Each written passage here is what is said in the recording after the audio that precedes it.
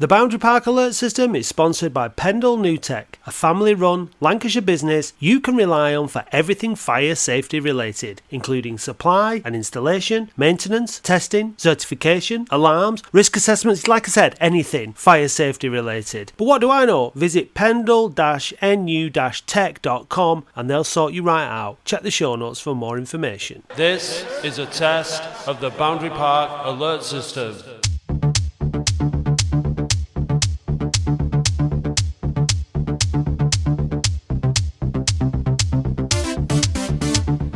Hello and welcome to the Boundary Park Alert System with me, Matt Dean. Recorded at my studio at Northern Media Company in Oldham. Joined by Andy Halliwell. Hi, mate. Are you alright? Yeah. Yes, it's that time again. It's that time again, yeah. Did we do this at the end of last season? I tell you what, you've bought some furniture in here, haven't you? Hey, It's looking a bit plush now. There were sofas in here last time I came. Yeah, and now I've got a table so that we can put You've drinks got a and fern. wine gums on it. A lovely fern. Hang on a minute, who's that? it's Dave. No, it's Sexy Dave. So sort it out. It's Dave Bradley, Hello. who attended private school. I did. And still can't spell your Still can't or get his you are grammar right. correctly Doesn't matter. in a message. Yeah. I didn't have my butler to do the text message this If you morning. think that Dave sounds like he's speaking a bit funny, it's because he's got wine gum in I've his swallowed mouth. it now. It's gone. It's all gone. Yeah. It's fine. So, welcome, lads. It's Yes. nice to do a in person Yeah. It is. straight after the game. Yeah. Which I find a little bit more difficult to do. Yeah, Because you don't have the chance to soak it all in on social media afterwards and watch the replays and all that kind of stuff, do you? No. So, for example, would be if we're speaking on Sunday morning, you'd have had a look at how the lineup panned out. We played a flat back four in the first half. Did we play a back three in the second? Looked like it to me, but usually no, I've now got bro, time before Sunday morning to check. In the second half, we decided that we needed we didn't need as many defenders and we needed to put one of them at centre forward. Yeah. Right, Shout out to Will. So Mike Fondop didn't feature today. I assume he's injured. Assume he's Carrying a injured, knock. or was I thought maybe this was a slight, not a subtle message to the board to say, look, if we haven't got Mike Fondop, we've got no strikers.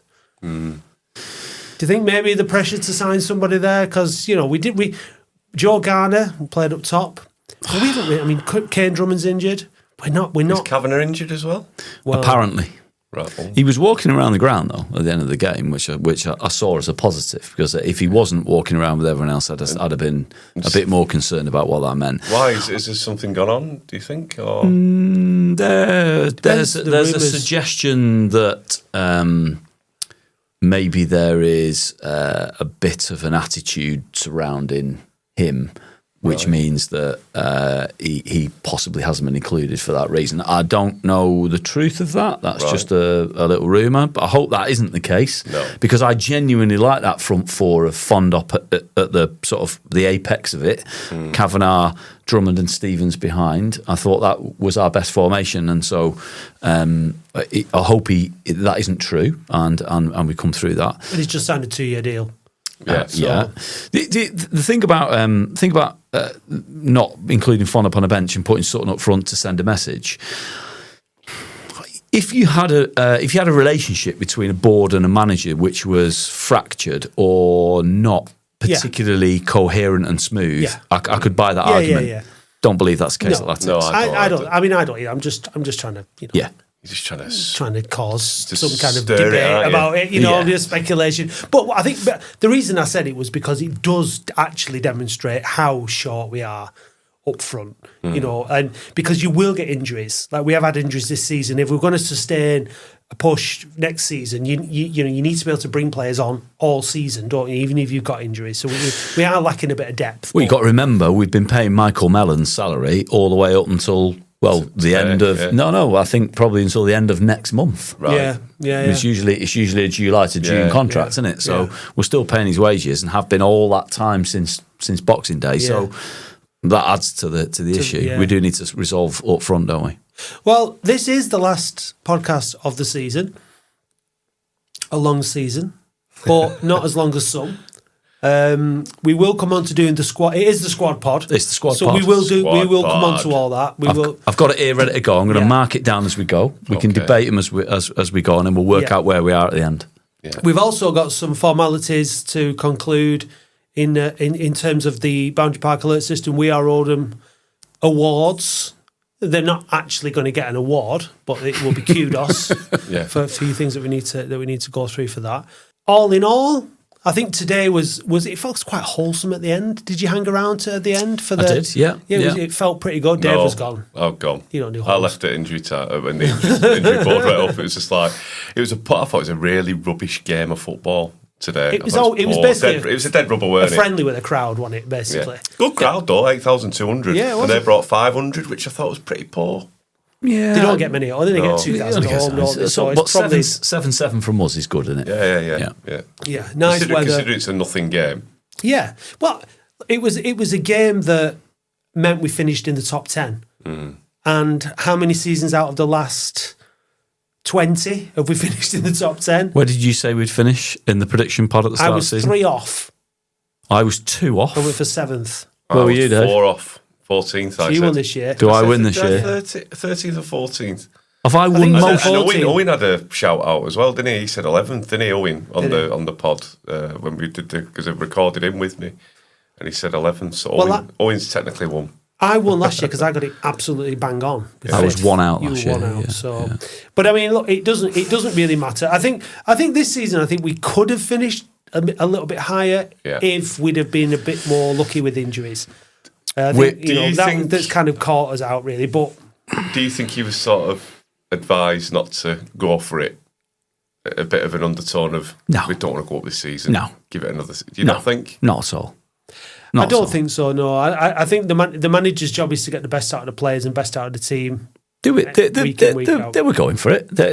We chatted about it on the pod last week when Mickey Millen had said the aim was never the playoffs. I kind of believe that to a degree. At the start of the season, don't think it was, but they definitely had adjusted that position.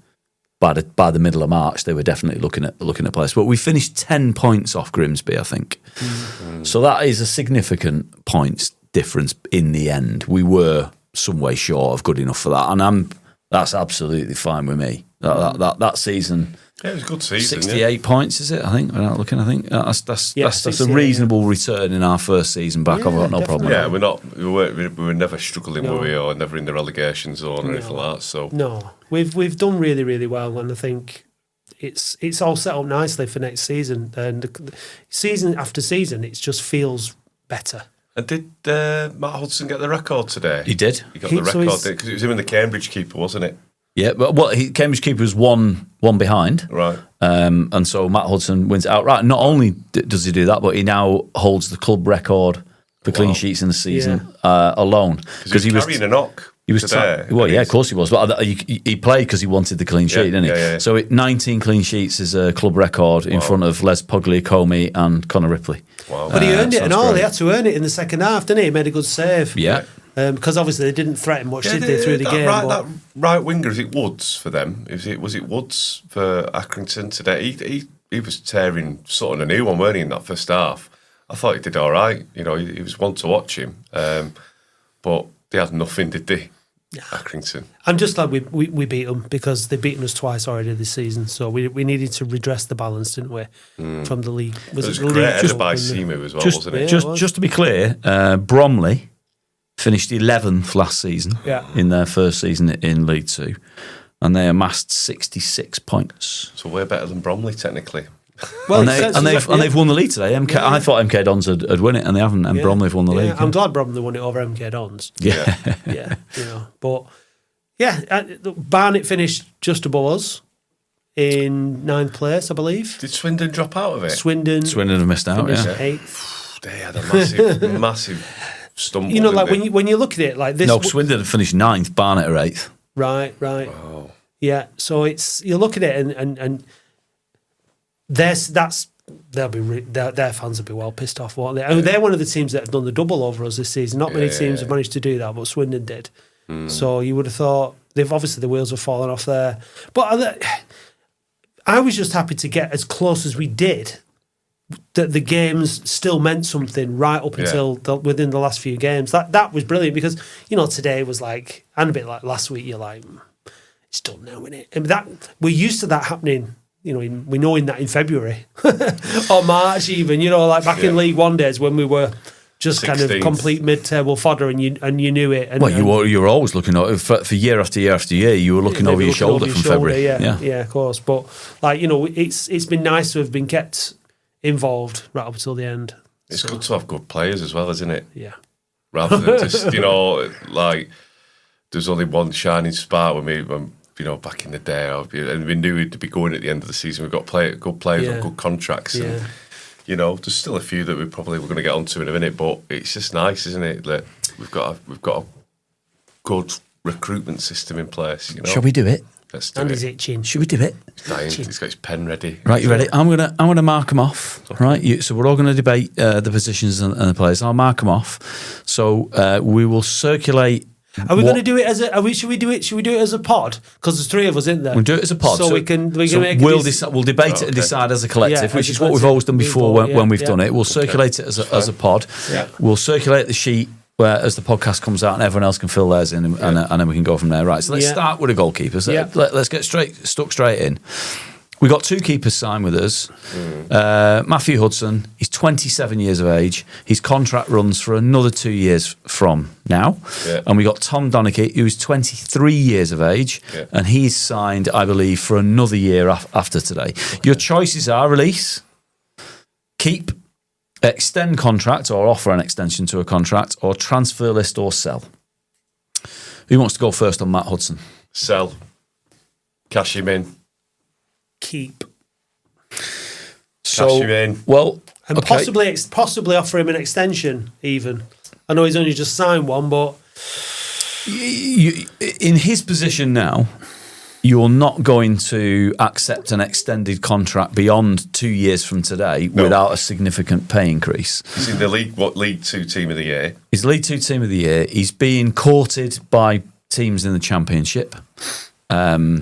I know, but it's been. It was in a Mike Keegan article. Birmingham City are interested. Wow. Birmingham City are loaded. Yeah, he's not going for less than $1 million. When I say sell, it's got to be $1 million. It could be less than that. The thing is, though, it's what happens if he goes to Birmingham City. Joe quickly went for 150, so come on, he's got to go for $1 million. The thing is, it's about what financially. He's got his little kid in his arms to there. It's probably finance that talks. From a professional point of view, is he going to play? Is he going to get the chance to break any clean sheet records at Birmingham? Is he going to play week in, week out? Yeah, but if he gets 15 grand a week at Birmingham, I simply don't think it matters. You're a 27-year-old gentleman. You've got, like you said, you've got a young family, right? Yeah, exactly. He'll be on. I don't know what money he's on at Latics, but let's call it $2,000 a week, $3,000 a week, something like that. That'd be on, I mean, if you think about that, that's £100,000 to £150,000 a year salary. Yeah. That's a big money. But if he can get $10,000 a week plus on a 3-year contract, it could potentially be almost life-changing, not life-changing in terms of the course of his entire life, but life-changing immediately. Yes. He has to take it. So if that potential is in existence, there isn't a cat in hell's chance that his agent or him are going to agree to an extension at Latics. Yeah.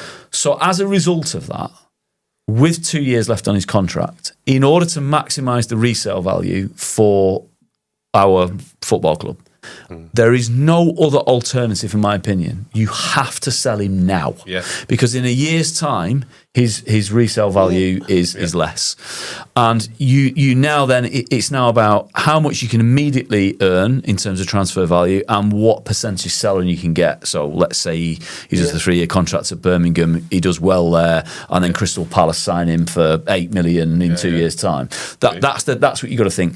I don't think there's any other option for me than to sell him. Yeah. So I'm saying sell, you're saying sell, Matt, you're saying... Reluctantly sell, yeah. Yeah, I don't want to. Since I'm already outvoted anyway, it doesn't matter. I'm going to say keep, because I think that in order to get promoted, and we want to get promoted, we need a really, really good back five. I think he's been brilliant. So I'd like to keep him. Having said all that, I take everything you said on board, and I agree. I'd like to keep him, but I've got to be realistic. Yeah. So we're going to go with... Matt Hudson, sell. So we're going to sell him, maximise the value you can get, and then that can be reinvested into the football club. And Matt, if you're listening, Beyond that I'm point. really sorry. Not really. I'm not really sorry for him. I'm delighted for him. Yeah. He's been an absolute, a sensational David Unsworth signing. Yeah. Let's be clear. From Buxton. Right? Yeah. Sensational. And I wish him all the very, very best, and he'll always be welcome back at the club, won't he? That's how I would look at it. Is it Wembley hero, all-time clean sheet hero? Like, he's really made his mark, and fantastic. And like I said, with all that in mind, I'd be delighted if he stayed. If he stayed, it would be a tremendous statement of intent from the football club, Wouldn't it? Alternatively as well, or in addition, it means that they really are going to have to invest around the rest of the team in order to do that. So, but I think from a financial point of view, from everybody's point of view, financially, if he gets the right offer, he's got to go. He's got to go. Right, Tom Donachie. Keep. Based on his performance at Newport and the fact that he's 23 years old, which is very young for a goalkeeper, I say keep. I'm in agreement. So we're all going to keep him. He's got 2 years left as well. He's got one. 2027. He's got a year from now. He's probably not the number one keeper, though. No. He's keeping him as an understudy. Say for the sake of argument, you've coined in £1 million because it's a round number for Matt Hudson, $750,000 million. You have to invest in a new keeper. Right, and so potentially that's where the loan market comes in for me. You look at what the teams have done in League Two and League One. They loan a Premier League goalkeeper because there's only one goalkeeper, right, in a side. We did it with Everson, didn't we, from Leicester? Ripley, whatever it may be. You look to probably loan a keeper, but he's okay as a backup. I do have some suspicions about whether he's good enough or not. Yeah, but as a backup, I've got no issue. Yeah, and when he came on to make his league debut at Newport, he did well. Yeah, he did. He did okay. He's been training with Hudson, Scott Davis. Like he's in good company. He will improve. So. He looked all right in the National League. I thought he was all right in the National League. In the games that he's played this year in the Football League Trophy, I think he's looked suspect. But look.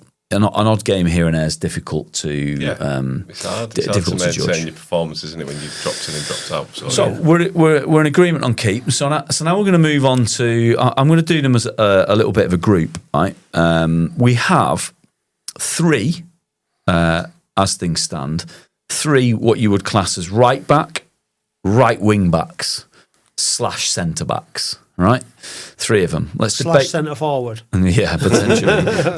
let's deal with these 3 as a group. So Will Sutton, today's Sterling number 9, is 23 years of age and he has a year left on his contract. Jake Caprice is 33 years of age and he's out of contract.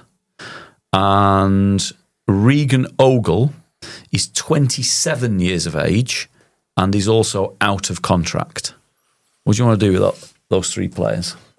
Keep Sutton. Which one are we starting with? Start with Sutton? Start with Sutton. Keep Sutton. He's got 1 year left. 1 year left. I'm not sure if... I don't know if you should offer him a new... If you don't offer him a new deal, he's gone at the end of this deal for nothing. But if he doesn't get settled in a position... It's a tough one. I'd definitely keep him. Yeah, I wouldn't extend. But I don't know if you'd extend. The thing is, if you don't extend his contract, he's potentially gone for nothing, and you've got someone that you brought through. He's not a saleable asset anymore, is he? So I think this is what it's very difficult with Wilson. He is one of our own. It's fabulous to see him part of the first team squad and someone who's come through that background, and I like him. Yeah. I don't think he's a fullback. No. And he's definitely not a striker. But what he will do, and his attitude is spot on. He'll play it right back, and he'll give it everything, and he'll do all right. And he'll play up front, and he'll work his socks off. So as a young pro, he's great, superb. Great utility player to be able to play in a few positions. And as a result of that, I'm in agreement on keep, by the way. Right, so we're all agreeing on keep on Wilson. So I'll tick Wilson down as keep. Are you going to give him an extension or no? Not a chance. No. I'm not convinced he's good enough. And you would probably look to extend in January next year if the first half of the year potentially in a position more settled that he can make a difference. But I'm not extending because I think at fullback he's got absolutely skinned a few times in this, time, and I'm never blaming him for that because it's not his position. Fullback's a specialist position, and he's not. But if you look at, we're going to come to the left side in a moment once we've finished the right side. But if you look at the quality of Jamie Robson on that side, you need somebody better at the right hand side. Which brings us on to the other two. Now, for me, Jake Caprice at 33 is an immediate release. Gone, yeah. Agreed. His legs have gone. He struggled with that hamstring He's just injury-wise, and so we're all in agreement on that. We've seen the best of it. Now, this is really difficult, this one for me now, because I genuinely, absolutely adore Regan Ogle because of his tenacity. He was great last season in the National League. He can play a few positions, so he can play sort of centre back in a three. Right, he's done that before. He can play right back. He's not really a right wing back, but he can play a number of positions. Again, sort of utility. But the issue for me is with that, I don't really want two utilities in that position. Not really. And so, if I'm absolutely brutally honest, and it's a difficult decision, I think I would say thanks and release for Regan Ogle. If they go up, he's a good player, but I don't think he got absolutely skinned in the first sort of 10 weeks of the season. His positioning was suspect. Unfortunately for him, he's had a bad season injury wise, and so he's not really been able to settle and adapt at this level and show us by the end of the season that he's an accomplished right back at this level. Unfortunately, so would that extend? So it's whether or not you're prepared to sort of give him a chance, give him another year potentially.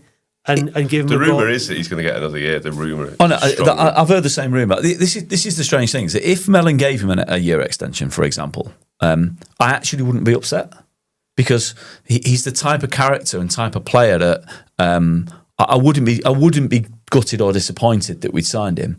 But I'm trying to make a judgment call on: do I think he's a regular starter in a team that gets into the top 7 of this division? I don't think he is, and I'm being really harsh. The thing is with that, because I love him, which I spend the funds elsewhere. I know but the thing is, you need a squad. You need a squad, and you need the players that you need players with certain character, and Ogle fits that character.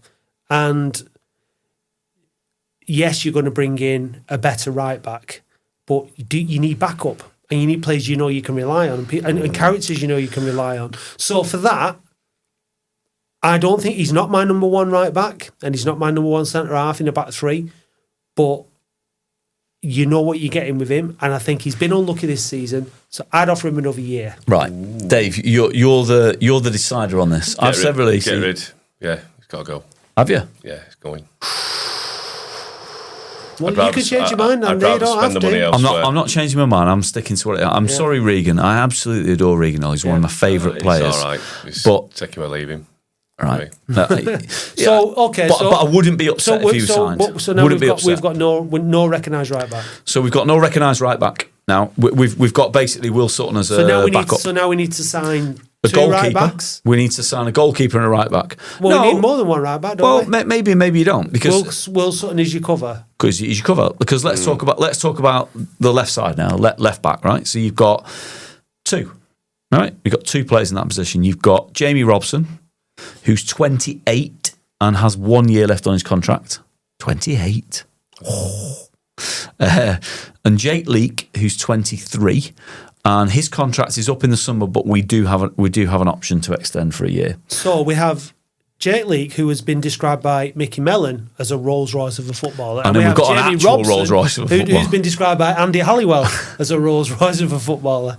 Yeah. So we've got two Rolls Royces, or at least a Bentley and a Rolls Royce in our double left-sided double garage. Bugatti, what are we saying? Let's say Robson's a Bugatti. I mean, look.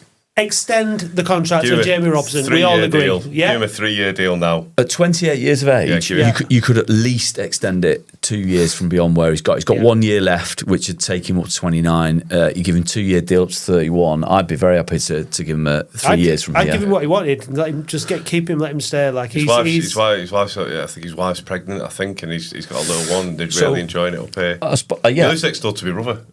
Does he? Yeah. He's bright, like, they love it. They love it. Well, your brother's doing well for himself, isn't he? Yeah, well, He's a Bradley. yeah. He went to Bradley. Kew. Can he spell your or you are? Oh, Anyway, Adam Keeley of the PTB said to me a few weeks ago when he went up to the club that he had a brief chat to Jamie Robson. Jamie Robson said he absolutely loves it here. His best decision he's made coming from Forest Green. Loves it in the northwest. He plays like really plays settled. Like he does plays like week. he loves it. Yeah. he's just like Andy Barlow. He reminds me of Andy Barlow. Yeah. He's worked for Mellon before at Dundee United. So I think he is happy. I do know that League One clubs are looking at him, not too far away from here. Yeah. And so as a result of that, it's all going to come down to that. But so I would extend his contract, I'd offer him a contract extension. You just said that. You in agreement? I'd be in the changing room now with the contract. If the the ambition is League One, right? Yeah. There are some players within the squad that you have to offer League One terms to keep them and to build and to move forward. And he's never injured as well. He's one of them. He's never bloody injured. I said this the other week at Barrow. The ball smashed him in the face from close range. He didn't even flinch. He didn't even close his eyes. He didn't nothing. He's nails. He's absolutely rock hard. Yeah, he is, he's exactly. Yeah. He's top quality. And so Jake Leake. You just take the option up, I think, don't you, and keep? No, I'd get rid of him. No, he's too injury prone for me. He's the backup to the main event, which is what Will Sutton is to the main event we need to sign. I don't know. He's also highly regarded. He's another one. I agree with you, Dave, in that. He needs a season where he's not injured. He can't just. He's just in and out all the time. And that's a concern. It is a concern, but he is a versatile player and he's a quality player. Yeah, when he came on against Crewe, he did all right, but he's just glimpses, isn't it? And for me, I would extend. I think it's important to keep a core of a squad. You need to keep characters and keep that consistency. I do think that is important. So you see, if you keep Leak, you can forget about that side. Then it's all sorted. So with Robson, so I'm keeping Leak, which is part of my thinking. I think you just take the option up. He's the backup. He can play left side of a back three as well if you go to that position, because that formation, because that's what he's done before. He's 23. He has been injury prone, but let's see if he can have a run this side. And I think then you've got one side sorted. You can focus your attention on recruiting a right back, which is what we need. It's always been the problem on it this season. Right back. So we're both voting to keep. So you're outvoted there. So we're going to keep, which is basically take up the option. Yeah. Right. We've done those. We're going to have to talk centre back now. We've got 3 centre backs. Right, 3 centre backs. Donovan Daniels, 32 years of age, with a year left on his contract. Manny Month, 31 years of age, out of contract. Dynel Simeu, 24 years of age, out of contract. How many of those 3 centre-backs do you wish to retain? Should and we what do you start do? with Simeu? Start with Simeu if you want. I'm surprised he didn't put him up front, because he scored 2 goals in 2 games now. I mean, he's a man who's finishing. Despite his goal-scoring prowess in the last couple of games, he's had the game of his life, hasn't he? Because he's out of contract. I'm going to let him go. Not for me. Yeah, go. So it's a complete agreement from all 3 of us. Yeah. He nearly killed Matt Hudson. Yeah. So I think there was a lot of times today where he was completely out of position. And Manny Month was sweeping up behind him. Yeah. Manny Month was on the right side of the 2 centre backs at times, because he was covering that position that Dynel had got out of position on. He's a bit of a bomb scare, isn't he? He's not Liam Hogan though, is he? Oh no, he's better than Liam Hogan. That's what I'm saying. He's better than he's better than Lois Maynard. I'm absolutely I'm clear on that. Wow. I don't know whether he's any better than, who's the lad that Sam Francis Angol. Oh God, no, he's loads better than him. He was you're better than Zane Francis Angol. The centre half that we had came through Everton's ranks, and Unsworth brought him in. He got young player of the season, and then he left at the end of the year. and he's ended up in non-league. What was he called? Joseph Yanni. Yeah, that's it, yeah. I think I'd class him in the same space. I think Yanni's miles better than him. No, I'm not sure about that. I think Yanni they're had a both good equal. season for us, Yanni didn't was he? But, quality. you know. I think they were similar. But this is where, as an amateur, right, and that's all we are as amateurs, just talking about it, is if the club, again, a bit like Ogle, if they said he's 24, he's got all the raw attributes, and with a bit of coaching, positioning, we can make him into a better centre half, so we're going to keep him, I wouldn't be upset. But I'm in agreement with you two that I've not seen enough that I would probably want to release. I suspect that we haven't seen anywhere near the best of him. Yeah. And it's I don't like to judge too harshly on players, but I think there's probably a better footballer in him than what we've seen. However, he played for Chelsea, didn't he? He's not going to be crap, is he? No, exactly. But yeah, I just think he's a bit. I think suspect. what we've got to do is we've got to recruit more, and I think we can probably get better. So, I mean, I'm assuming Manny Mon's pretty straightforward, right? All three of us presumably would extend his contract if we could. We'd all offer him a new contract. No, get rid. I'm joking. I won't give him. Yeah, absolutely, 100%. Right. The challenge here is going to be, and this has to come into the decision making. So we're all in agreement that you give Manny Mon. I'd give him 2 years. Would you?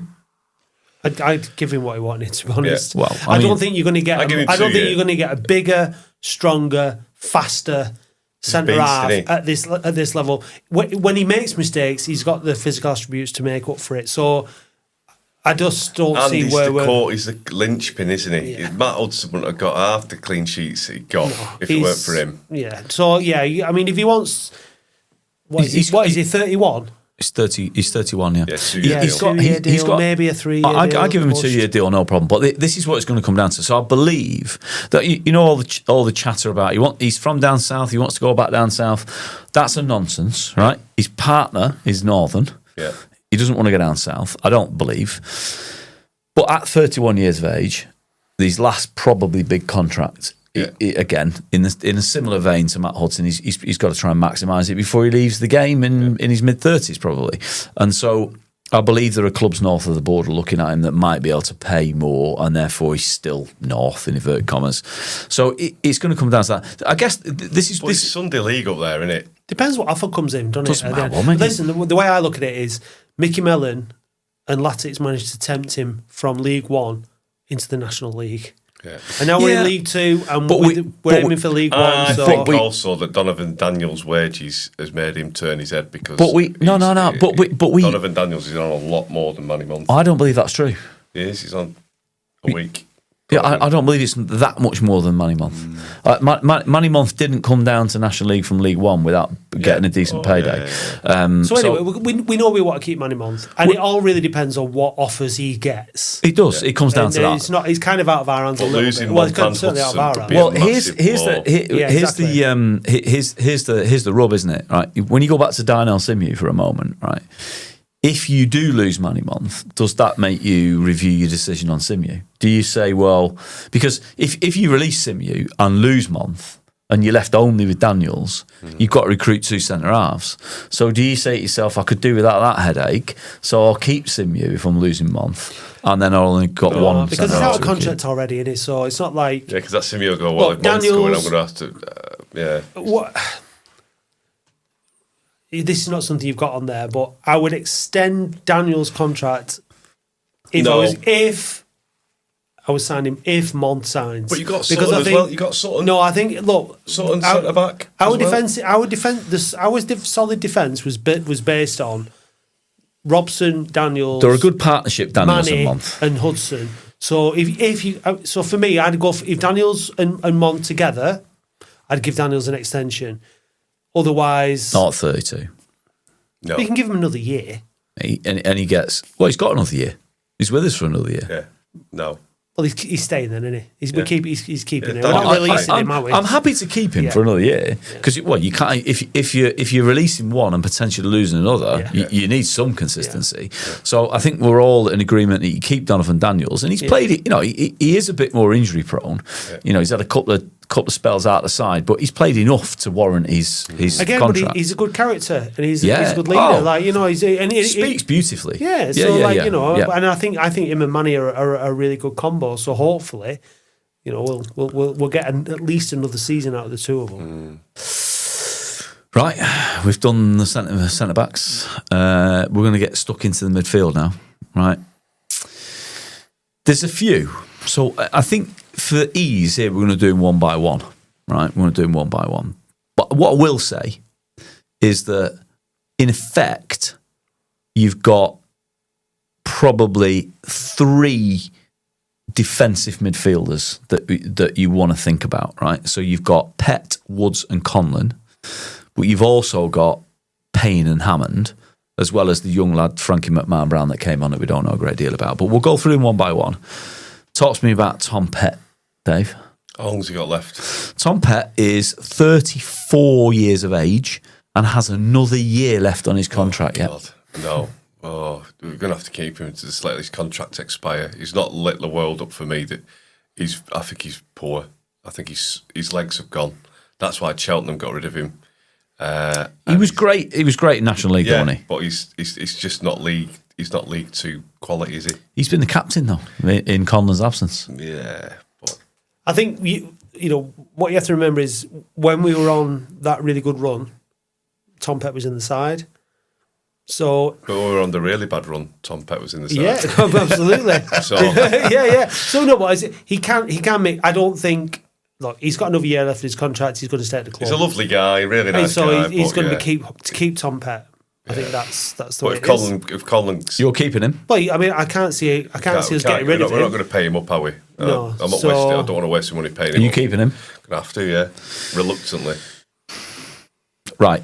Here's how I look at it. Midfield, I think, is possibly one of our bigger. Oh well, I mean, there may be bigger challenges if we lose centre halves, but has been our biggest problem. I think we don't have mobility through the middle.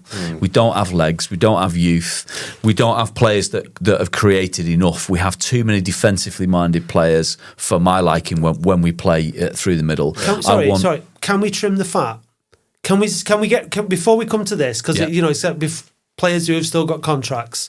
So we've got loanees, we've got an injured captain. So let's decide who we're getting rid of for sure. Centre midfielders then: Tom Pett, Ryan Woods, Tom Conlon, Kai Payne, Frankie McMahon-Brown, Ollie Hammond. Right. So Payne is on loan. 21 years of age. No, he's got to go. I wouldn't keep him. What would you do, Andy? Start the car. You go in. He don't do enough for me. Okay. Enough. All right. I think we'll all release Kai Payne and send him back to performance. I'll never forgive him for that. Ever. I've seen glimpses, but I can't really argue. So he was good in the National League, but so we're letting Kai. We're letting Kai Payne go. So we're now down to how many central midfielders? 4, 5. So we've got Tom Pett, Ryan Woods, Tom Conlon, Ollie Hammond, and Frankie McMahon-Brown. Right. So Tom Conlon, Captain Conlon, he's out of contract. Yeah. He's out of contract. Yeah. This is a tough one because I think he's a great pro, a good lad, good character. When he's in the team and he's playing well, I think he makes a big difference to the team. But this is not his first serious injury while he's been at Latics, is it? And so I'm letting him go. I'd extend on a pay-as-you-play. Well, he may not accept that. But that's what I'd do. I'm letting him go. Here's where I'm at with it, right? So if we take Pett, Woods and Conlon, the 3 of them, right? 34-year-old Tom Pett, 32-year-old Ryan Woods, and 30-year-old Tom Conlon. I only want to retain one of them. Yeah. Right. That's how I'm looking at it. That's fair. I want more legs through the middle, right? I only really want one of those 3 players. And if they're all fit, which one are you picking? If they're all fit, I'm probably shading Ryan Woods out of the 3 of them. Yeah. I think he has slightly more pedigree and affects more games more often. Yeah, it's dead ball as well. And screening in front of the back 4, back 3, I think that's his job. So for me, that means I'm releasing Tom Conlon. And this is the sad nature of it with someone. What a top bloke Tom Conlon is. What a top bloke Tom Pett is. They're both captain and vice captain. Like two of the most lovely gentlemen, great leaders of the club, great characters to have around. But you said Tom Pett's a good captain. He's obviously well respected. He wouldn't get the armband otherwise. Yeah, but Is he a good captain? I think he's Conlon's like. I think he speaks well. I think on the pitch, I think that Conlon is a much more effective presence than Tom Pett is. Correct. And Pett's too nice. Conlon, we miss Conlon's organisational skills and the work he he does hasn't got the defensively. legs. But he's not as good on the ball as Ryan Woods, in my opinion. So I'm releasing Tom Conlon. I'm not. Unfortunately, I would release him as well. It's a real shame, but it's in the best interest of the club. We need somebody that's pay as you play. So I'm saying I'm keeping Ryan Woods and I'm transfer listing Tom Pett. Yeah, transfer him. Yeah. Send him on loan to Maidenhead or something. I think we've got to free up budget to get in the right types of midfielders, and I don't think that. I think that Pett and Woods have done a good job to get us finishing 10th this season, which and I've got no problem with either. In fact, I think they've done well. I think they work really hard. They put a shift in, blah blah blah. But if you want to finish higher than 10th, I think the central midfield needs to be more dynamic and needs to be fitter, more mobile. It needs to be younger.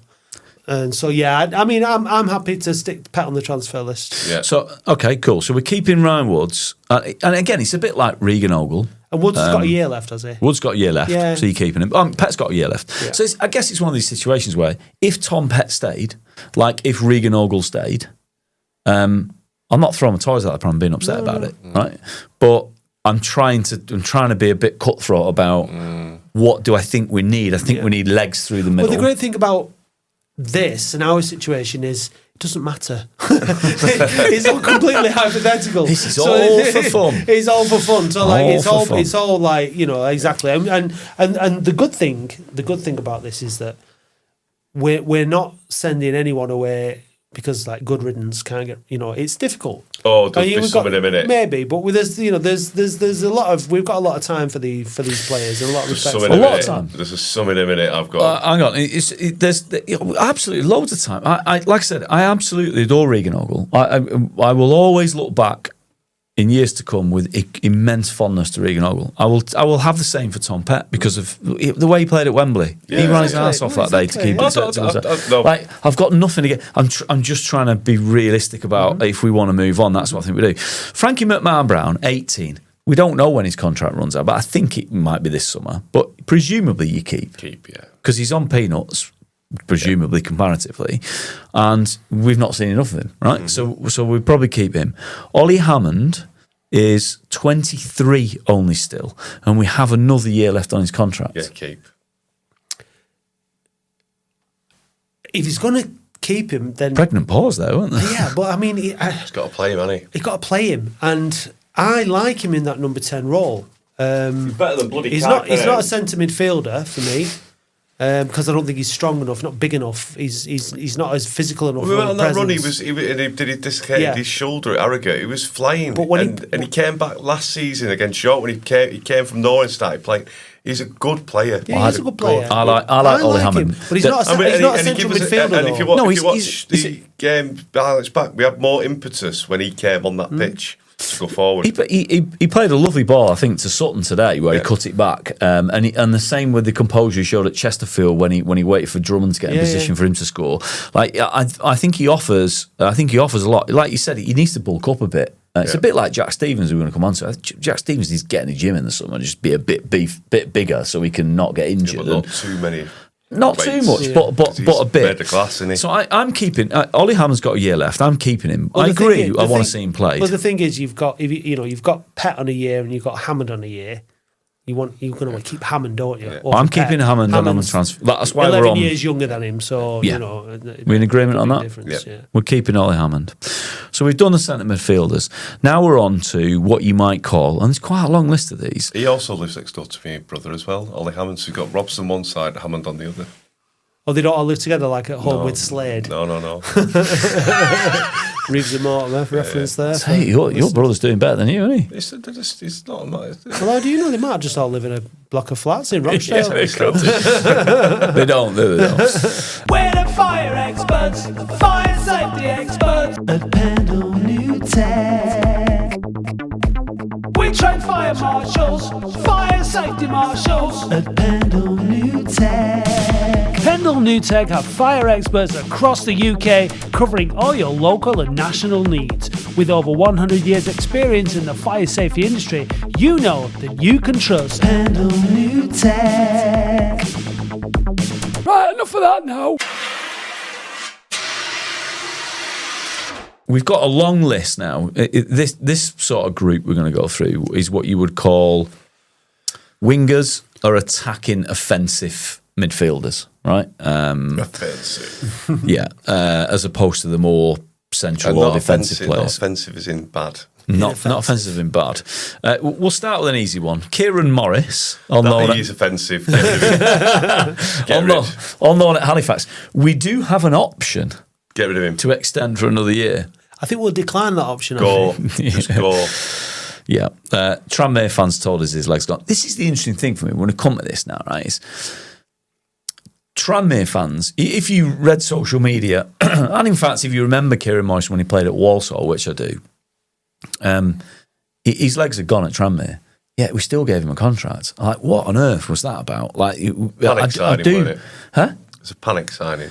Maybe one of those signings. I think this is where I'm going to give Mellon and cut Mellon some slack. I think he was signed with the view to us being in the National League again, where he might have been able to be more effective. And that's He's a Worthington, weren't he? It was just a Worthington. Like, why has he signed some him? signings are a bit strange. Josh Kay on loan and scoring for Macclesfield in the Transfer. release. Okay, that's pretty easy. Is he gone, yeah? Yeah, his contract is up this summer, yes. I hadn't even realised he was actually still officially I one of our players. thought he'd gone permanently. Yeah, Josh Kay.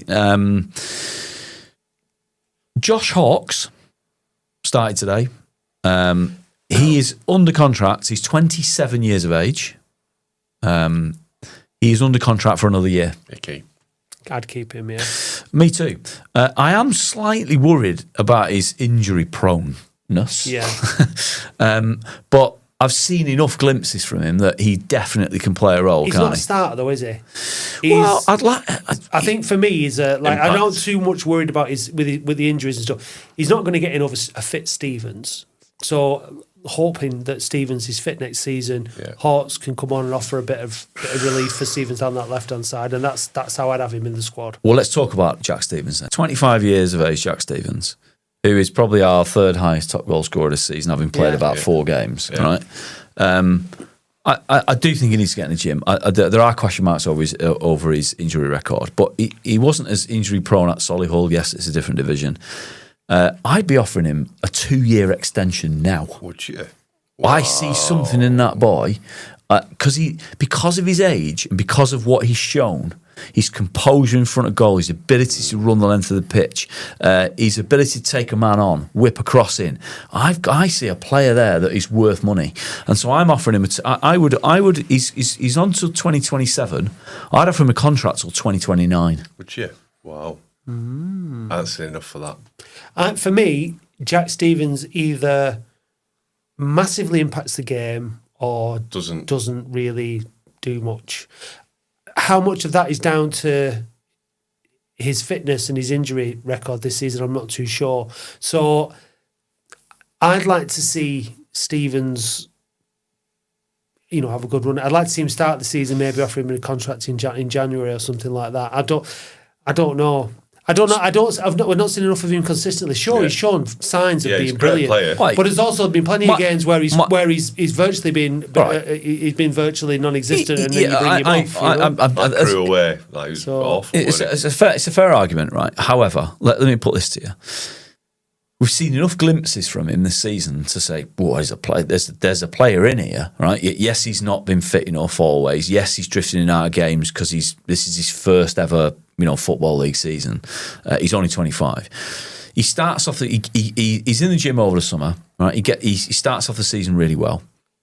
He scores half a dozen goals and has 4 assists by Christmas, right? And he's 25, and all of a sudden you've got championship teams looking at him, and you have not extended his contract because you've been too conservative. And a player that could have been contracted 2029, that could have, an offensive player, not a goalkeeper, an offensive player that could have been sold for 2 million quid. I know I'm getting ahead of myself. Yeah, just a bit. Yeah. No, but hear me. Yeah, I get it. Is you get to January and he can then talk to all the clubs in January. He signs a pre-contract agreement with the Championship club, and you're losing for nothing in the summer. And I rewind that point back to now, and I call you two a pair of mugs for not seeing it. I do get it, Yeah, but that's a great scenario. Yeah, exactly. If that scenario pans out, let's say that he goes into the gym in the summer, he trips over a dumbbell and breaks his other foot, and that's 4 months out. The other scenario, and then he comes back and scores 2 goals, and then he's in and out for the next. The other scenario 30. So it's, is that you. And then I'll remind you, saying, "Do you remember when you wanted to extend his fucking contract, and now he's playing for Droylsden on loan because he's trying to get back to fitness?" That's the, it's extremes, isn't it? Right, I'm extending his contract. I'm offering him a contract extension for 2 years beyond his contract. What are you doing? Just keep it? What are you doing? You're the decider. I've got the decider. Don't you dare. I'll offer him an extension. Oh, you. No, I do like him. I think he's good. I do like him. Good lad, Matt. Good lad, I do Matt. like him. I just thought it would be good to talk. I can't wait to I just thought it would be good to talk through because he's not the finished article. No. There are injury concerns with him. He seems to be prone. He goes missing sometimes, but when he's on his game, he's a match You've got winner. to back some of your assets. I think, no, I know. Right? Because you've got to think about resale value, and that's where we're at. You've got to think about. Do you know what? How many Latics fans in the summer last year said release Matt Hudson? Loads. Not me, because I like Matt Hudson. Did they? Yeah, I'll name him on this podcast. Paddy Harwood, Chris McGrath. All of them would have got rid of him, right? And plenty more because they didn't like him, and that's fair enough because he had a rick in him last year, and I understand. And I'm only having a bit of fun, and hopefully those gentlemen understand I'm just having a bit of fun because it isn't. It's an imperfect science. They had reason for that, but at the same time, what the club did is give him a 3-year deal, and that has paid off potentially now superbly. And I'm saying Jack Stevens is the next Matt Hudson. Really? That's what I'm saying. That's your next resale value. I don't think it's him. I think it's Ken. We'll get on to Ken Drummond. We'll come back to that in a minute. Right, so we've agreed to extend contract with Jack Stevens. Right. Kane Taylor is 21 years of age. He's an attacking midfielder. He's probably under contract at Aston Villa. He's on loan. We don't know his contract situation at Villa, no? Right, you talk. I'll look it up. I'd keep him. I like him. Even if he played well today, even if we get when he's come on, he's been a bright spark. See that nutmeg he did, that was class that today, and he's got the right attitude because you get some of these Premier League youngsters who they're a bit sulky, a bit nonchalant, get into games, don't get into games. I really like him. Like with the away game at Colchester where he came on and scored, he was I think I'd like to see more of him. I would like him on another loan. Where would you play him? Is he he's not a wing? I don't think he's a winger. I'd play him where he played him today. Played him wide today, didn't he? Yeah, I thought he did all right. Yeah, in the 4-3, like a 4-3-3 sort of. Yeah, scenario, he's more inside for me than outside. But I've never seen him enough with Kane Drummond. Again, we'll get on to Kane Drummond in a bit. But them two coming at you with Fondop in that apex. But the thing is, again, like Aston Villa. He's 21. He's a class act. Is he going to stay? Is he going to stay at Leeds? More often than not, a player doesn't do more than a season on loan at a club. So chances are, whether he goes back to Villa, if we could keep him, I'd keep him. He'll move on. I can't see him. He'll be on peanuts on the loan as well, won't he? He signed in 2024. So Aston Villa signed from Manchester City in a deal worth up to £750,000 in 2024, and it says a long-term deal. Yeah. So I'm making an assumption that this boy's under contract way beyond this summer. Yeah. But I like what I see. Yeah. There's lovely little spells in there. Obviously, he's not polished, right? But there's lovely spells in there. I would definitely try to get him back on loan next year if he's available. That's what I'd do. Yeah. I don't think it ever comes. I don't think that ever works. So I don't. Whether or not I would Kai Payne I has. would, maybe I would keep him, but I don't. Kai Payne did. Payne, yeah. You're gonna have to look for lone players in your squad in League Two I'd have level, him, yeah. and But I think Kai Payne I wish the best to, but we've agreed release. So I would try to. We did that with Kai But Payne. is it what Aston Villa will want? I think they'll probably want to try and maybe move him on, maybe play him in League One or something like that. I don't think he's done enough in League Two No, this I year don't for a think League One so. club to want him. So I think League Two is the level at which he would be loaned to. Yeah. Possibly. In which case we should be in prime position. So I would be very. So I'd say you've already said so. We're keeping him. we're keeping him. We'll try to keep him on loan, which then leads us on to our other loanee in the sort of forward wing position, which is Fabio Giallo. See ya. No. I did like that little overhead kick at Shrewsbury though. It was tasty, wasn't it? Showed a bit of technique, didn't it? It did, yeah. It's off his shin. But Yeah, release. I'm in agreement with that. I like the really because highlight, he's 20 years of age, he's a year younger than Kane Taylor, and it's not like he doesn't offer something, but I think probably it's a enough, bit. He hasn't caught the team. He against Cambridge when we were 3-0 down as well, didn't he? He turned up overweight, didn't he? And he probably hasn't offered enough to do Turned that. up overweight, did he? He was overweight, wasn't he? there's better Started, yeah. loans. There's better loans out there, isn't there? Wasn't fit. He needed to get himself fit. So the last of these positions, winger, attacking player forward, is Kane Drummond. 25 years of age. His contract is up now, but we have an extension, an option to extend for a year. What do you do with Kane Drummond? I wouldn't give him 1 year, I'd give him 2, because I think he's really going to hit the peak next season, because I thought before he got injured, he was getting the goals. And what the big clubs want, they want a fast striker. He's rapid, he scores goals, and he works his bollocks off, doesn't he? He never gives up. And even when he was going through his bad spell, he was absolutely fantastic. I love his attitude. I love the way he conducts himself on the pitch. Just to be clear, off the pitch, we'll leave that to someone else. But yes, I like him. But is he going to go back to prison potentially? I don't think that's the case. I think that He's just had a little baby. He's had a baby. I think he's had a troubled and checkered background, right? But I think he, from what I can understand, is doing now everything he can to put it right. So, yeah, there would be conditions based on you have to make sure you complete all the court obligations. It's definitely a resellable asset, though. I think that Kane Drummond and Oldham Athletic, as Oldham Athletic is now, works really well. And I don't think that Kane Drummond going to another club is guaranteed to work. I think he needs the kind of environment that Latics provide for him. I think he loves being here. I think that it would be best for Kane Drummond. I'm not just saying this because I want him to sign, but I think that the kind of security and the kind of personnel that are at Latics at the minute provide a good grounding for Kane Drummond. So I think it would be in everyone's best interest if he signed a new deal at Latics, because I think he seems to love it. Yeah. The fans love him. It's the perfect time for him And he's to won kick the fans on round as over the well. next couple of Worked seasons. bloody hard Yeah, and I think to it'd be round. really good if he signed. There's a lot of fans that start the season, get rid of him, he's from 2 yards out, he's crap. But he kept going, and when he started scoring the goals, and he scored some good goals as well.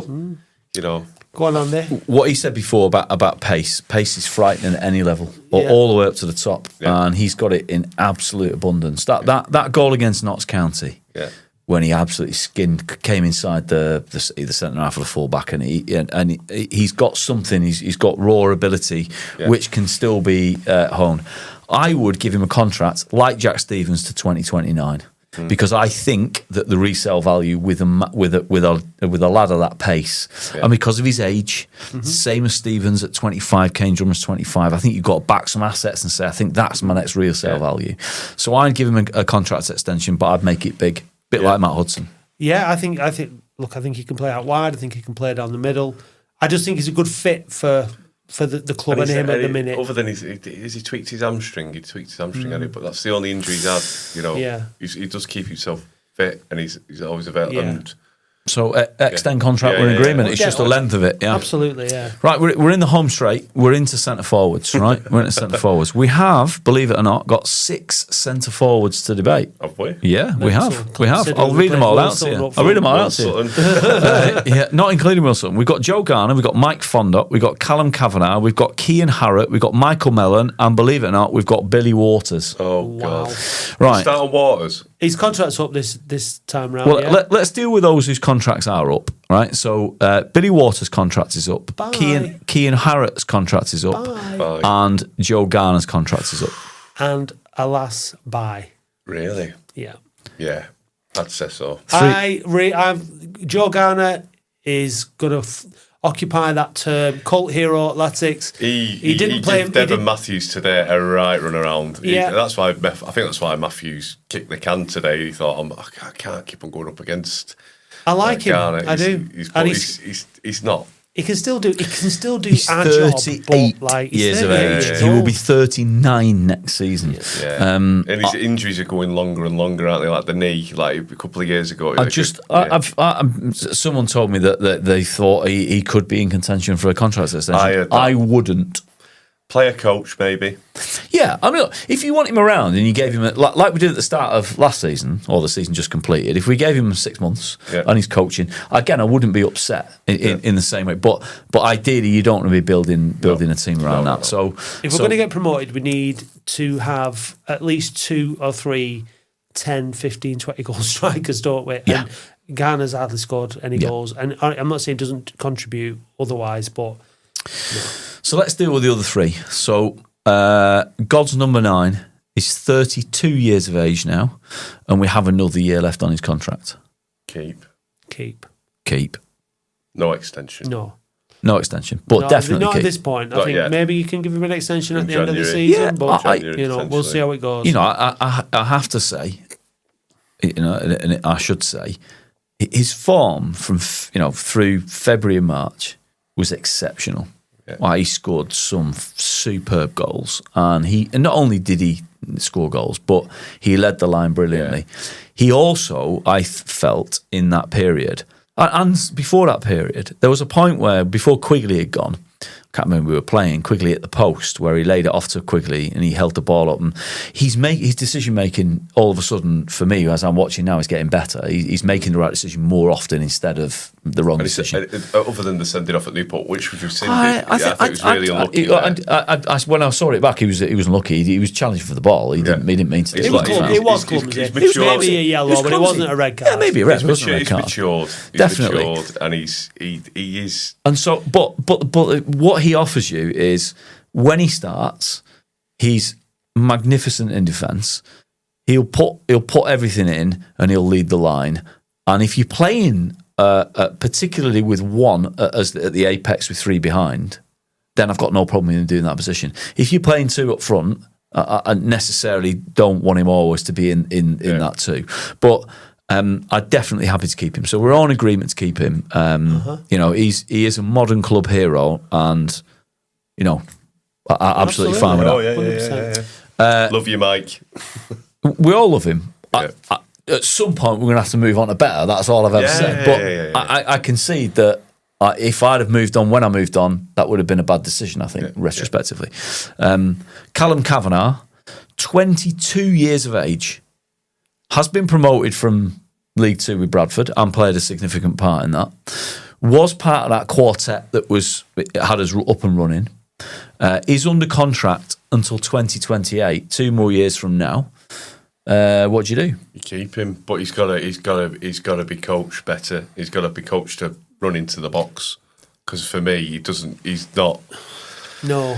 He's either not playing to Mickey's game plan and trying to play to his own, but that's a bit unfair on the basis that if he was coming to play as a 9, right? When he was in the side, he was playing as a 10. So tactically, he was being asked to play the 10 role, and if he wants to play as a 9, then that's a different job. I thought he looked good in that 10 role. I loved his energy. I loved the fact that he was involved in the press. He was good at the press. He was involved in making things. It's a bit low for me. He's always having a go at Fondop, and when it's not going his way, he's a bit of a moaner. I think at the end of the day, he's got 2 years left on his deal. He's not going to walk away from that. Is anyone going to come in to offer money for him? If they do. Well, sometimes I don't think so. if We you've said got that about Quigley, though, didn't we? Look at Bristol Rovers. Yeah, based on his career at Latics. But if you've got a player who, if we look back at the likes of a Norwood, right? Yeah. Who was a bad egg in some description, and Mellon knew him well from his days at Tranmere, of course, so he knew his character, but he'd assessed that he was not worth the hassle. If Kavanagh, and this is the rumour, no one knows anything. I hope it's not the case. Like I've said before, I love a cocky striker. I love an arrogant, cocky striker. It's part of the job role. It's what you want. Someone with a bit of puts the chest out and is a bit cocky. And I don't mind a bit of moaning and throwing your arms around because you're a striker. It's your job to score goals, and you want to confidence. You can build your own confidence from that. I'm kind of okay with it. But he's not just a striker, though, is he? He's not a number 9. You just said it yourself. Well, he's playing number 10. He said in an interview, I've seen him say that he came as a number 9. He considers himself a number 9. I've seen him interviewed where he says he considers himself a number 9. Maybe that's part of the problem. Maybe he doesn't want to be playing as a number 10. Maybe that's not his natural position. Is he kicked off in training or something? No, it's just there's a rumour that he fancies himself a bit. And and what you don't want in a dressing room is too many egos. No. And if that's the case, we don't know this to be the case. He could be a really lovely bloke and he's just injured, right? But the suggestion is that maybe there's something under. If that's the case, and then you don't have to sell him, but you could release him from his contract and he goes, someone else could sign him and take up his contract, basically.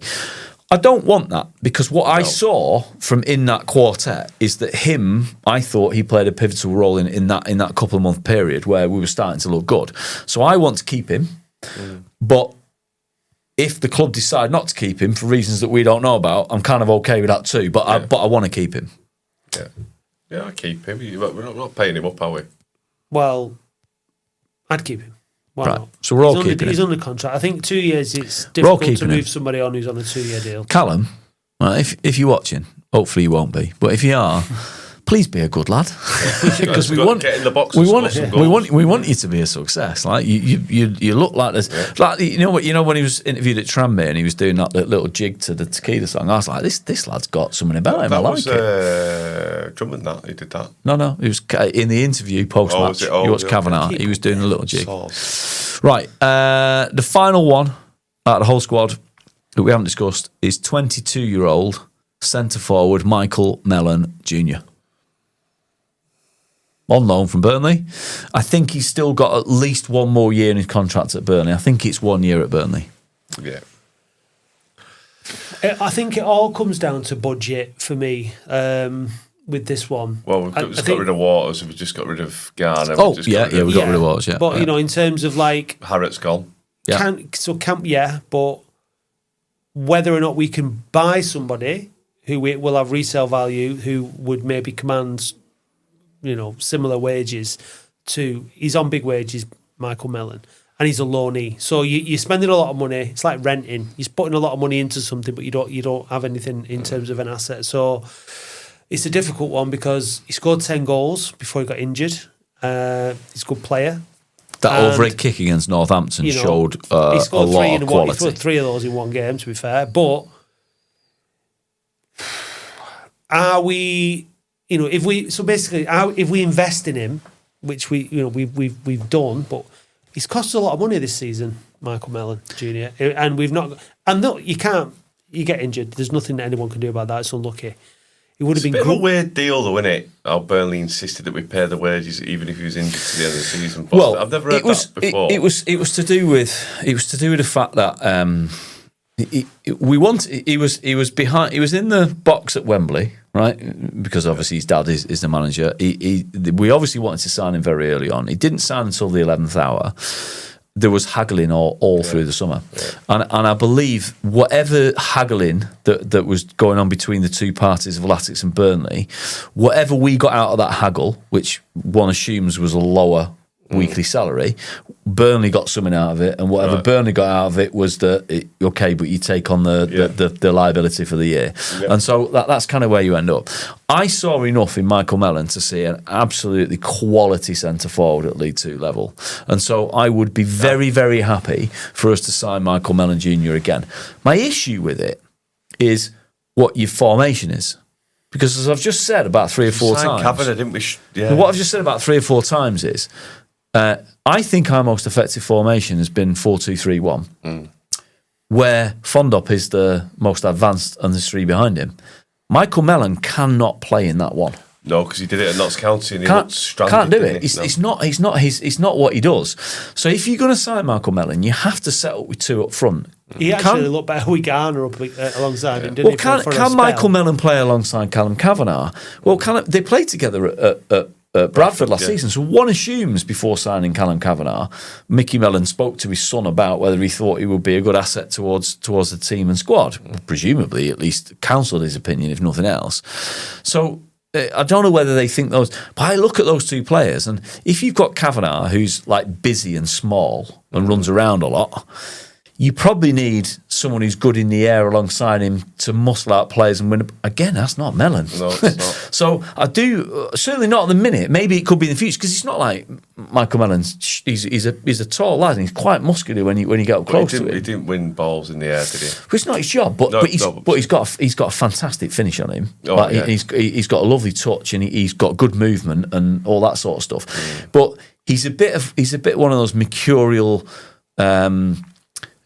Goal hanger box players, isn't Box in the box, isn't he? Yeah. He's not really gonna stretch defenders, is he, and run around and run the channels. That's not what he's a bit languid, isn't he? He's a bit languid, isn't he? But doesn't this brings us back round to like how we play next season, which is what you're just saying, but having a bit of variety.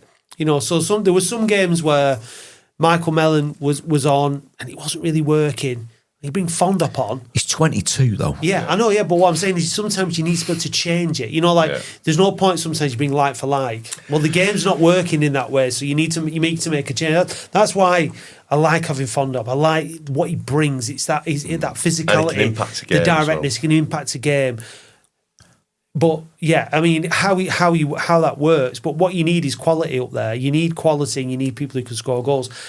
Is it going to be a good investment? It's a good investment for the club if he scores 15, 20 goals in the season. The other thing I'll say is, as a 22-year-old lad who we've seen has shown some genuine quality, I don't think anyone will debate that. If he's got 1 year left on his contract at Burnley, if we can do a deal with Burnley and take him on loan, his contract's up, you can sign him permanently. You've got to remember his dad is the manager of our club. Would Burnley not be trying to sell him on, though? Would Burnley not be trying to get something for him if he's only got a year left on his deal? He's got to agree to leave. He's got to agree to leave, yeah, but he's going to be looking at... No, but if he's going to be looking at... Burnley are going to want to try and get something for him, aren't they? Right. Unless they're planning on offering him another deal. So for the sake of argument, Exeter City, who's just been relegated to League Two, come into Burnley and say, tell you what, he's got a year left on his contract. We've seen enough. We'll offer you 100 grand. And we'll take. They're not going to offer him 100 grand, though, are they? Because Joe Quigley went for 150. All right. Well, let's say £500,000. Well, if you £500,000, right. I'm not sure.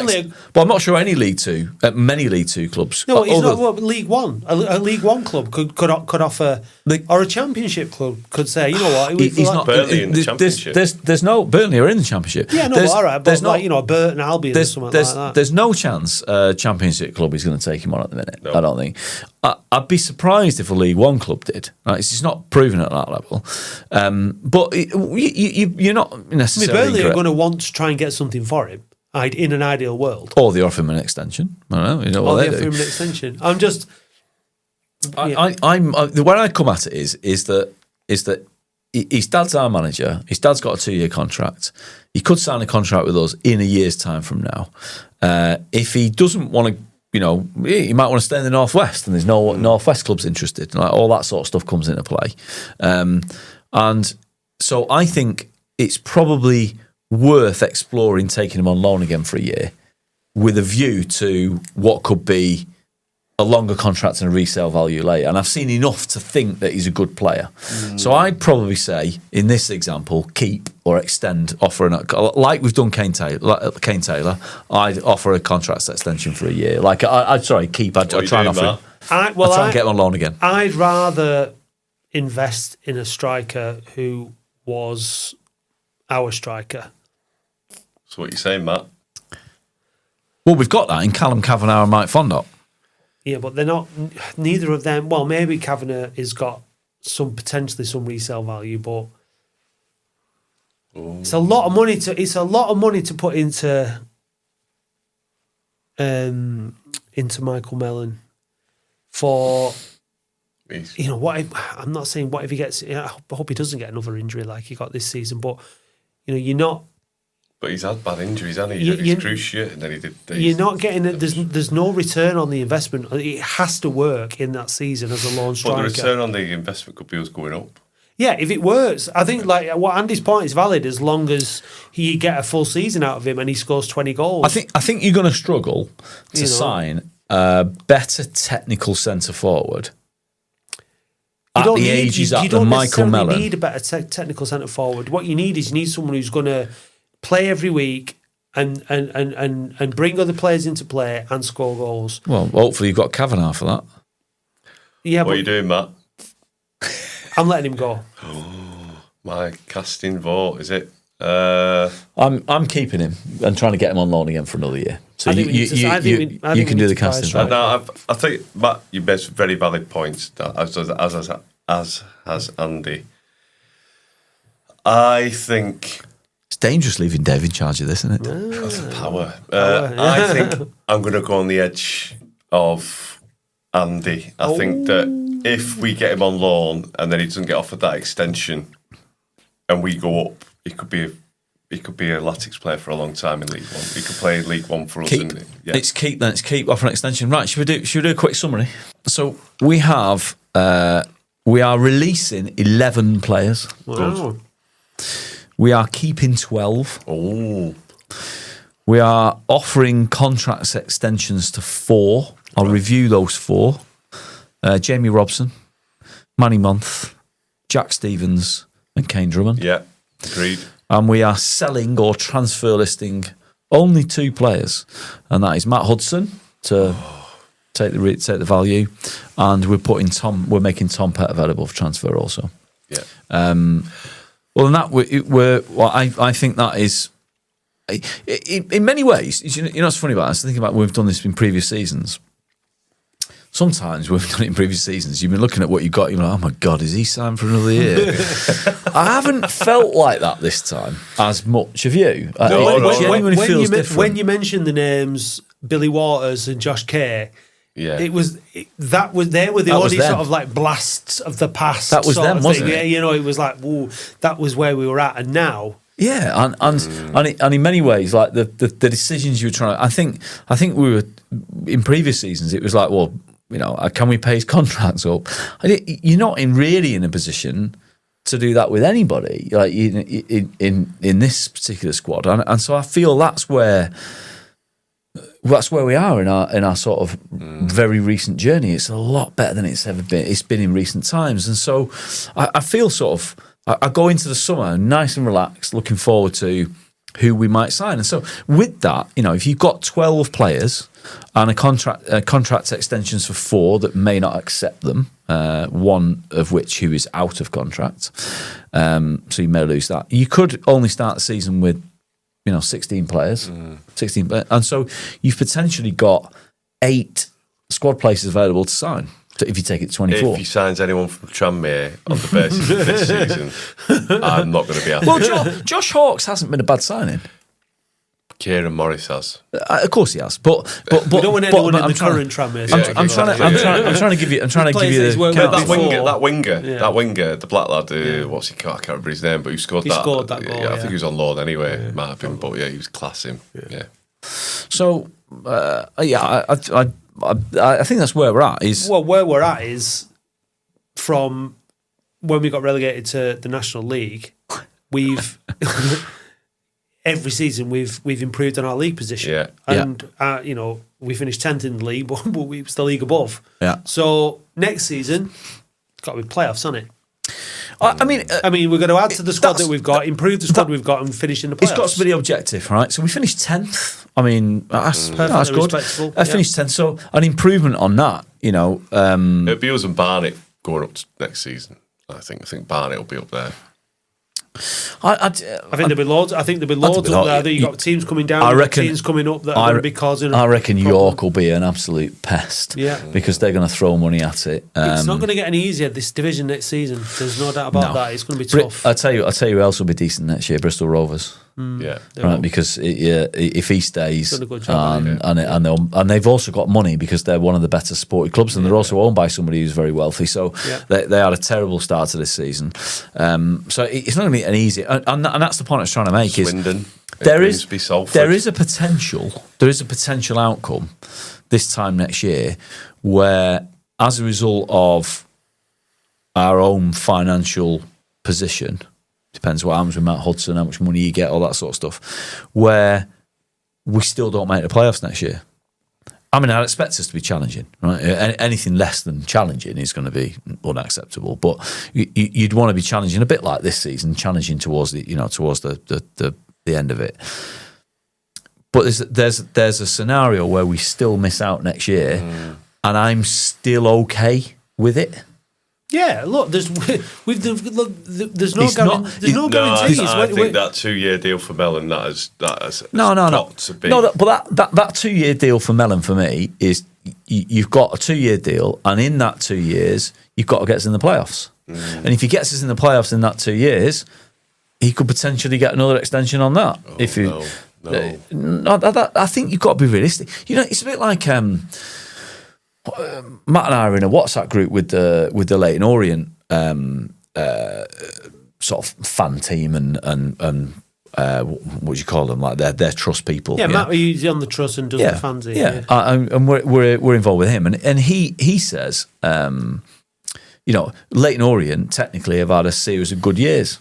They came up at National League into League 2. They competed in League 2. They got promoted to League 1. They were competing at the top in the League 1 last year. So they've had like 4 or 5 years of good years. And this year, they stayed up today. Next, they went down. They've had a shit year.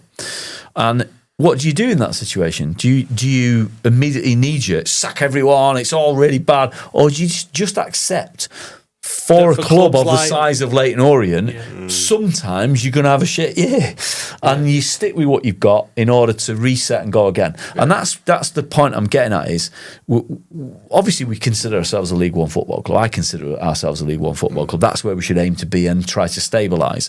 But in our forward trajectory, there are going to be years where we're going to have a shit year, and we might get relegated back to League 2 again. Like, you're just going to have to accept that. It's not the end of the world, if you see what I mean. We're still catching up. We are still catching up. We've caught up really quickly. When you take it all into account, we've caught up really quickly. But we are still catching up. Look at Barnet, who finished above us in the division this season, finished above us last season. Much smaller club than us, but they've been better run for longer. Look at Bromley, much smaller club than us, but they've been better run for longer. We are now being run well. But we're catching up. We've not reached the potential of where we're going to be under this ownership yet, because we're still only 4 years in. So, if we get into the playoffs next season, that will be a really good achievement. If we do miss out, as long as we only just miss out, I think that would be ideal. I don't think we want to be finishing anywhere below where we are this year, but we'll see. Do you know, we didn't talk about it in the squad pod, and for very good reason, because we wouldn't have had any reason to do so. But the substitute that came on today, Isaac Anderson, number 39. Yeah. He's a, and this is about the academy now. He's an academy product. I think he's about 16. I'm not entirely sure of his age, if I'm honest. That young? But he came on today as a sub.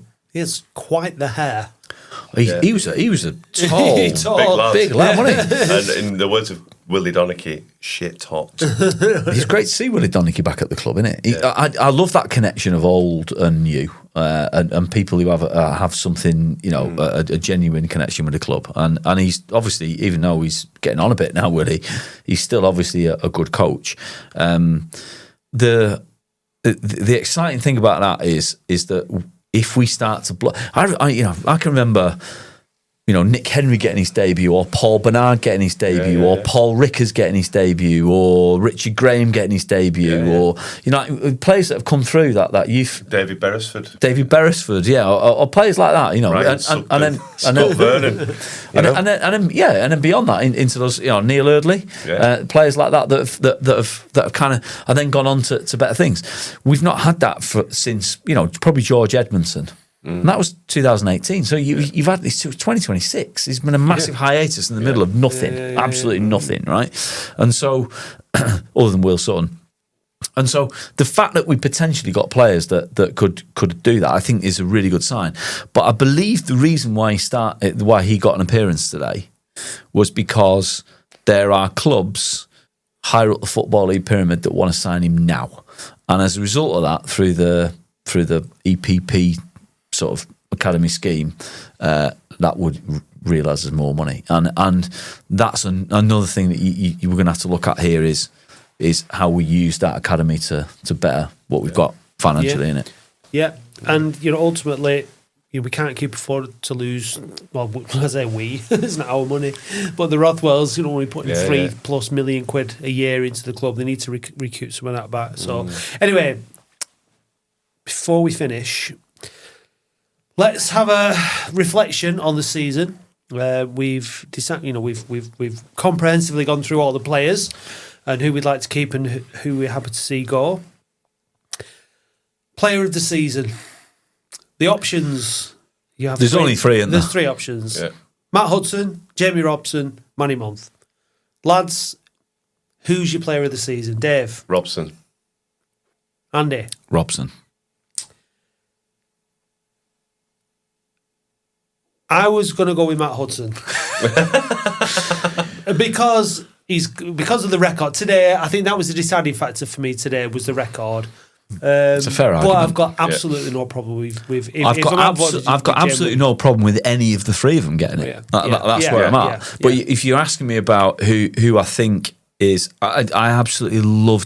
I love Matt. I love them all. They're all great. And what a lovely place to be. That I love three footballers that play for my football club, because it's been a long time, since I've genuinely felt that. So great. But I just think Jamie Robson is an absolute Rolls Royce of a footballer. Yeah, superb. And I think he's superb. If this turns out to be Matt Hudson's last season with Latics, I think he deserves as many accolades as possible. Fair enough. And for me, he would be the player of the season. But in terms of the vote, the Boundary Park Alert System player of the year is Jamie Robson. Well done, Jamie. Goal of the season. The options are Drummond versus Bristol Rovers, Mickey Mellon Jr.'s overhead kick against Northampton, and I should start again. Drummond's thunder bastard in the opening minute against Bristol Rovers, Mickey Mellon Jr.'s overhead kick versus Northampton, and Mike Fondop's lob over the keeper away at Tranmere. They're all good goals. I'm going to go with Fondops, mate, for Tranmere, because it was really hard, that goal. How we just dipped into the net, and the angle where he was, because he wasn't straight on. He was like at the side. He only took one touch and all. Yeah, didn't he? I think he knew exactly what he was doing. Overhead kicks look brilliant, don't they? Anytime. Yeah. But I think at that time, at the time of the game, I think There's a few things that play for me. Is like, Kane Drummond's got all three were great goals. Yeah. Anyone could win it, and you wouldn't really complain either. In the same vein, Kane Drummond's goal was superb. It was a snapshot thing that he did instinctively, and it happened to fly. And it could also have hit the Chaddy End roof. Right? It was just one of those things. Michael Mellon's overhead kick showed technically how gifted that lad is for me. Like, you can't pull off an overhead kick like that without being technically good at football, right? Because we've all tried overhead kicks You know, and it's not easy to do.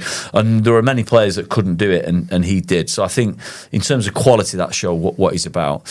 But for me, I'm in agreement with you. My favourite, and I think the best goal this season is Mike Fondop's at Tranmere, because it's all about the context as well. It's Tranmere for a start, right? And away from home. At their place with a full away end and a ball over the top. It's a great ball for Manny. It was a great ball for Manny. Superb pass for Manny. He saw the run, and all credit to Mike for making the run, by the way, and finding the space in that sort of channel. And what I loved about it was the fact that you could see in the replay, he'd already checked the goalkeeper's position before the ball had landed over his shoulder. He knew exactly where he was. Yeah. He'd made his mind up, and this is where Mike Fondop is really good. I think Mike Fondop, when he's had too much time to think about it, actually this is the point, he's got better. Instinctive. In the past, he's he did it at Chesterfield as well, didn't he? Yeah. It was Hudson's long ball. Instinct. Yeah. He's absolutely superb. So he instinctively went, right, I'm lobbing him here. And then the execution of that, which, as you know, going over your shoulder in the opposite direction to where you're running is also technically quite difficult. I mean, Dave, you make it look easy, but... He executed it brilliantly. And it was over Joe Murphy using also. And I loved his celebration. Sat down right in front of him when he got like that. I was just like, everything that he did, I was like, yes, Mike, that is brilliant. So for me, my favourite and the best goal of the season is Mike Fondop. Well, Mike Fondop wins goal of the season. I've got no qualms with that. I'd like a special mention for, as an somebody who really appreciates a pass, Josh Hawke's goal against Grimsby. Ollie Hammond's pass. Beautiful. It was because, for me, there's individual goals and there's team goals. And, Michael Mellon's overhead kick was individual brilliance, but it was, it just came from a flick on kind of. But I think those are the moments, aren't they? Why we all agreed to keep Ollie Hammond. That was such a good ball. Is you don't need that one, and for me, Ollie Hammond.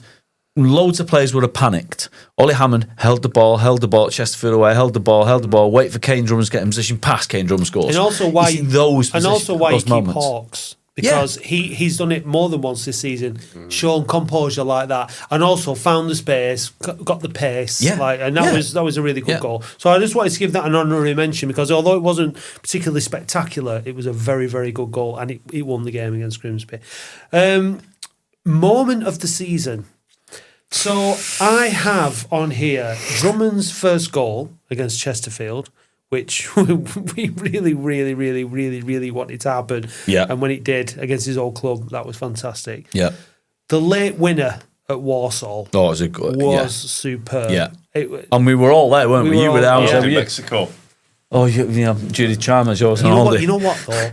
You were there in spirit because we could feel it. I was watching it in Mexico. I was watching it. And I've added today Hudson's record. That is a moment. That is a lovely moment. There are also a couple of moments where Barry owners replied to young, scantily clad girls on the internet. I've got one here from the 24th of January 2026 where he says to some young girl who says, "Tell me your first thought when you see this," with her semi unclothed. "You need to get some curtains," he replies. I mean, that's been a big moment. He just needs to go to Sexy Dave's Charm School, doesn't he?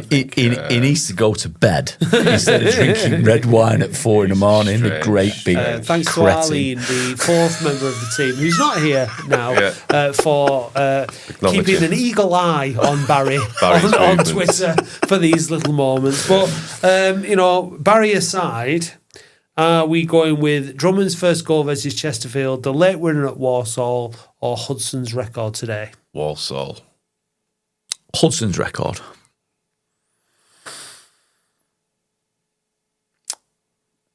The late winner at Walsall was mint, but due to the fact that Jamie Robson pipped him at the post for the player of the season, I think we're going to have to go with Hudson's record, aren't we? Okay. As the moment That's of fair. the season. Yeah, I've no objection to that. It's fine. Yeah, okay, good.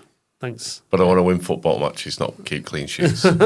Well, it's a great way to win a start. It's a great start to winning a football match, Dave, not conceding any. Yeah, but scoring's better.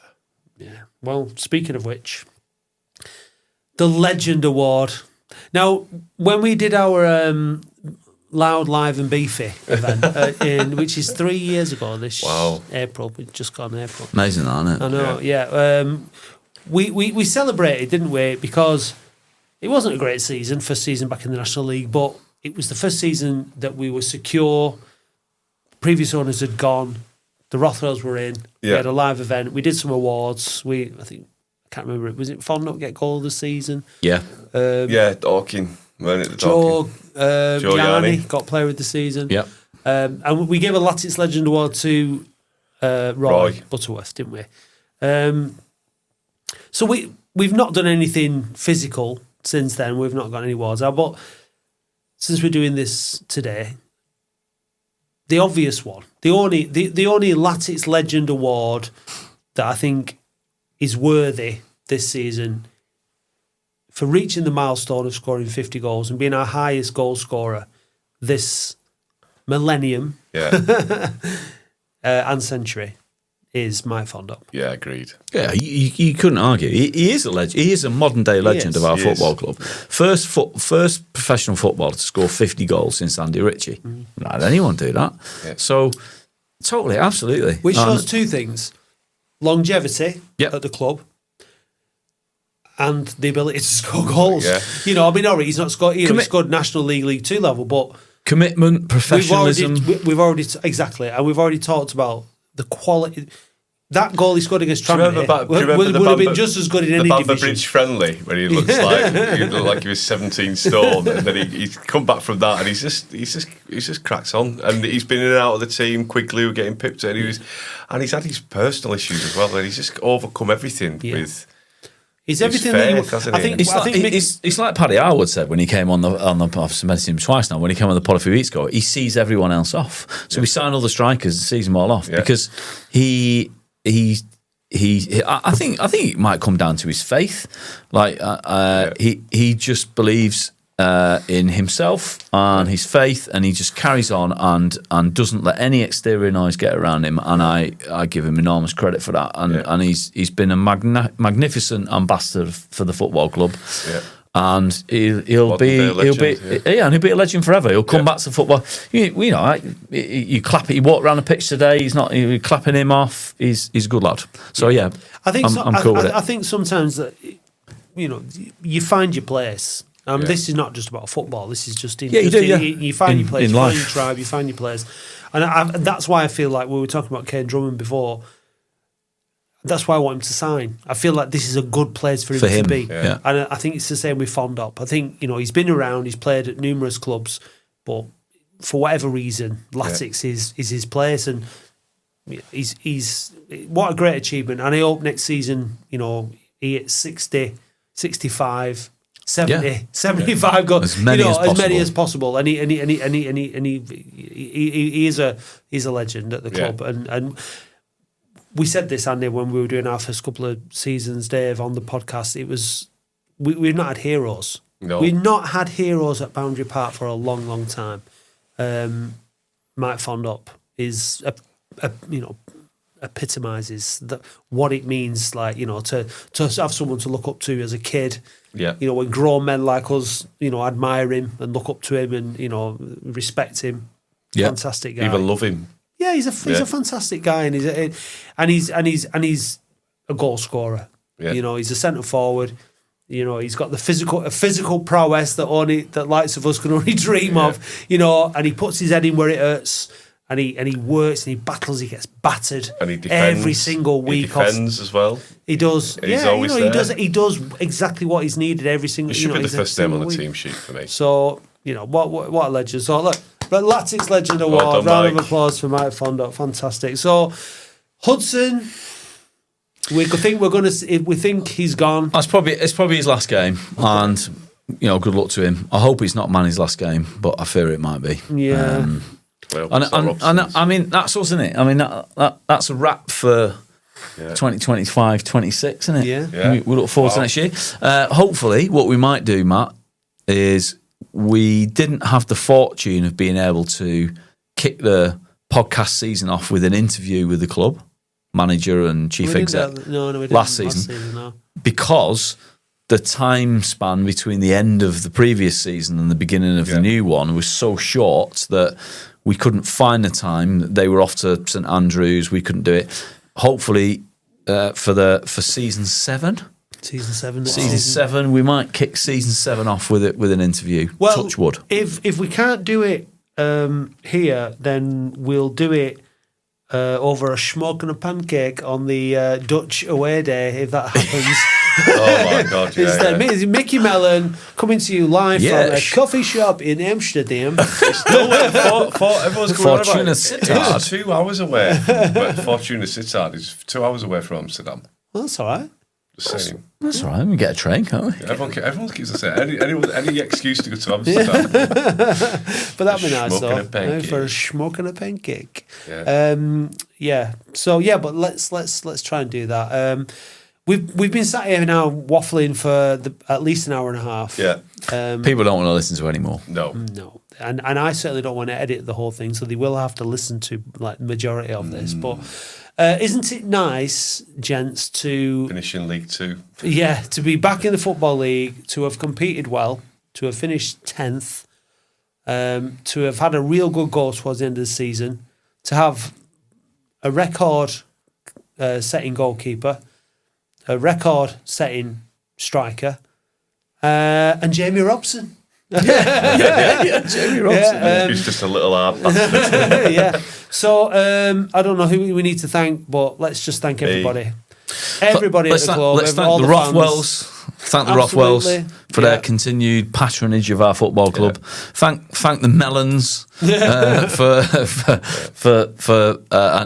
everyone involved in that, and wish Greg Strong a good summer. Involved in the recruitment process. Congratulations to Darren for finishing the marathon. By the way. Well done, Darren. Yeah, that's he's looking. We can't work out who's lost the most weight, Dave Bradley or It's definitely me. or Darren Royal, but it's good. Yeah, and we look forward to seeing everybody in August, don't we? Yeah. Well, maybe. We'll see you in Holland. See you in Holland. Yeah. Yeah. So. All that's left to say, I guess, is thanks for listening. Again, thanks for supporting the podcast. If you're a subscriber, if you've bought us a coffee, you still can.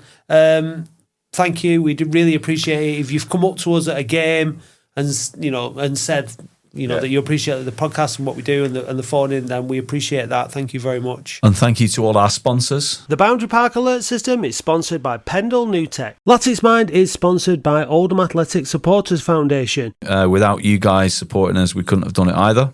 It would certainly be a lot more difficult. We really do appreciate that. And look, it's so nice to be part of this football club. Yeah. At this time. It's fantastic. Who knows what next season's going to bring? But what it will certainly bring is the Boundary Park Alert System, more Latics Mind, the Latics Football Phone-In, and an even sexier Dave Bradley. Thanks for listening all season. We'll see you in the summer. Hey Dave, did you know that listeners can now buy us a coffee or any other kind of hot beverage? Ooh, What's your favourite hot beverage, Dave? a macchiato. And how do you like your macchiato? Black with lots of milk. No cream? No, Well, if you want to buy Dave macchiato. then go to buymeacoffee.com/We Are Oldham. I'll just have a Nescafe. Ooh, thank you, listeners.